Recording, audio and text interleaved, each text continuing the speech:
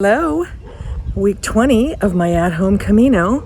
Sorry, it's been a few weeks since I've done these videos. I was befallen by a summer flu, not COVID, but it still took me down for a week and a half. And then we've had, I don't know if you can see, this air quality is really bad here. The western part of my county is got 60,000 acres of wildfire happening. So I've been trying to be careful about my walking because I don't want to bring in too much smoke into my lungs. But I'm back moving again, and I am at about 628 kilometers of the 800 kilometers for my Camino.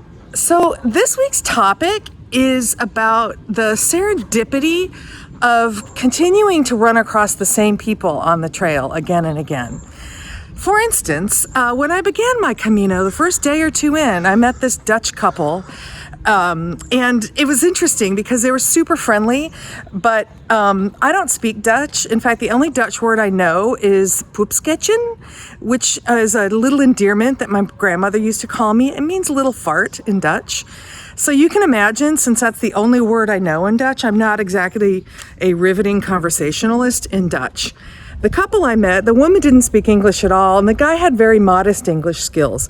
However, that didn't prevent us from being real friendly with one another, because I kept seeing them every couple of days, we'd wave, we'd gesture.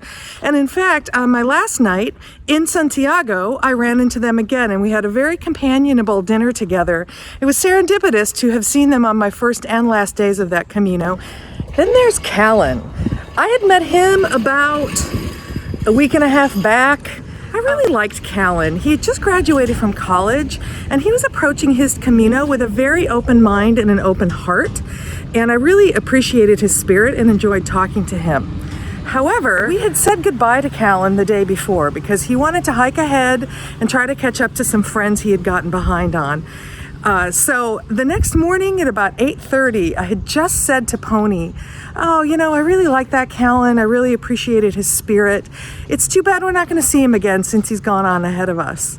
And not but 15 minutes later, when Pony and I strolled into a cafe to get our morning breakfast, who's sitting there but an exhausted and bedraggled Callan? Apparently, he decided to take one of the alternative Camino trails, which are normally quite well marked, but this one wasn't. He ended up lost in some sparsely populated agricultural valley, and when he realized he needed to just get out of there, he started back up the trail he had come in on, but it got dark by then, and so he spent the night on the trail, just literally sleeping in dirt. And he had just dragged himself out into this cafe not but a few minutes before we rolled in and saw him there.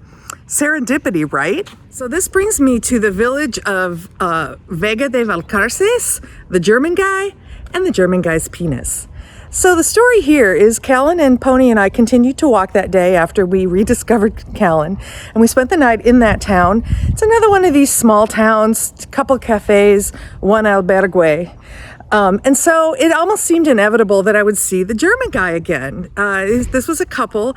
Again, I had seen them several weeks back, and we didn't walk at the same pace in terms of speed.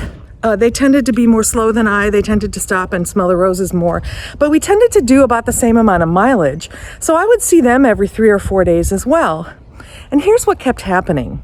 So they were always about 2 hours behind me, and it would take me about 2 hours, roll into an albergue, take a shower, wash out my clothes, have something to eat, and take a nap.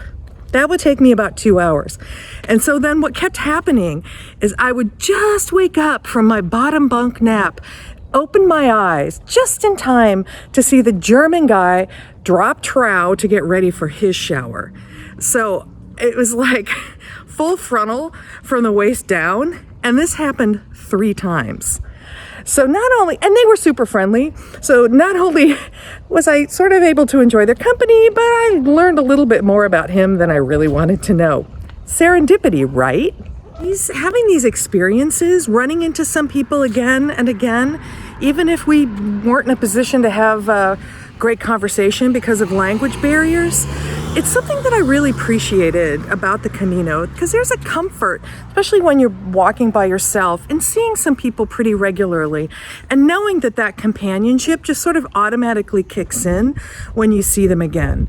And so, and it's not something that you experience at home when you're safely ensconced in your own friend and family bubble. So that was something I dearly appreciated about my experiences in Spain, and I will always be grateful to the Camino for providing it. Buen Camino.